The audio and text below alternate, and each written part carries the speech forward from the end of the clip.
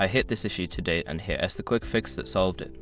If you're looking to change your plan with Virgin Canada Online, follow these steps to make the process smooth.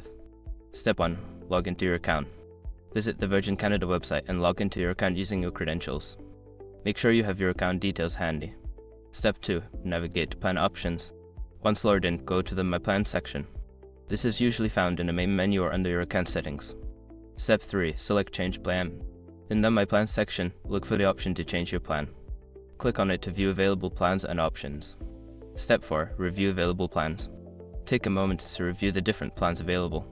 You can compare features and pricing to find the best fit for your needs. Step 5. Confirm your selection. After selecting your new plan, follow the prompts to confirm your choice.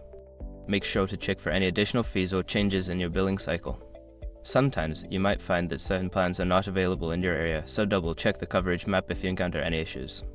I hope this helps you easily change your plan. If you have any questions, feel free to reach out.